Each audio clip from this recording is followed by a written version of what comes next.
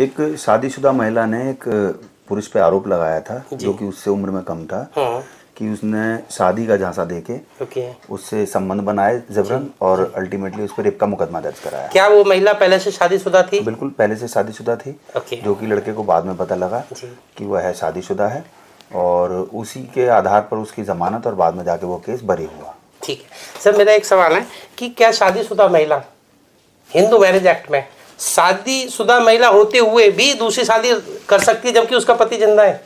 Hindu marriage के अनुसार तो एक शादी के रहते हुए महिला पुरुष दोनों में से कोई तो ये कहीं ना कहीं इलीगल है। बिल्कुल इलीगल है। ये झूठा केस फाइल है। बिल्कुल झूठा केस था ये। फिर क्या हुआ सर इसमें? अल्टीमेटली जो मेरी ज़रह थी और जो मेरी दलीलें थीं और जो मैंने जजमेंट्स लगाई सुप्रीम कोर्ट हाई कोर्ट की, उनके आधार पे अदालत ने उन सबको मानते हुए उस व्यक्ति को बरी कर दिया। ठीक है, तो सर मेरा मेन मोटिव ये है आपसे पूछने का कि ऐसा क्या कारण था कि क्या महिला ने अपनी मर्जी से संबंध बनाए थे उस पुरुष के साथ? जी बिल्कुल। महिला का आरोप ये था कि उसके घर में कामकाज के लिए एक लड़के को रखा गया और घर में कामकाज के दौरान लड़के के उस महिला से संबंध हो गए।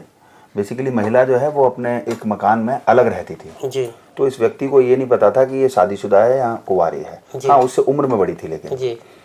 करीबन साल भर उन दोनों के संबंध रहे। तो साल भर तक अगर संबंध किसी महिला के साथ में रहते हैं तो महिला को नहीं पता था कि तुम पति के होते हुए अवैध संबंध में जा रही हैं?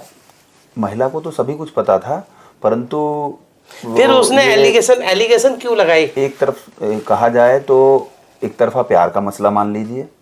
जब प्यार का था तो फिर बलात्कार क्यों हुआ? क्योंकि वो चाहती थी कि वो लड़का उससे शादी कर ले। जब वो पहले से शादीशुदा है तो शादी कैसे कर सकती है? उसने शायद ऐसा प्लान किया था कि अपने हस्बैंड से डिवोर्स लेके इसके साथ शादी करेगी।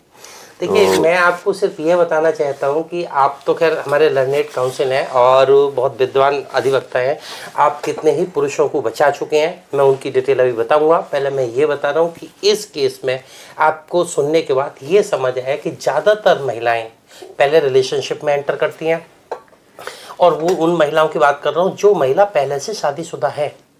शादीशुदा होने के बावजूद भी अन्य लोगों के साथ मन के उसे इंग्लिश में एडल्ट्री या व्यभिचार यानी कि अवैध संबंध, नाजायज संबंध में जाती हैं, शारीरिक संबंध बनाती हैं।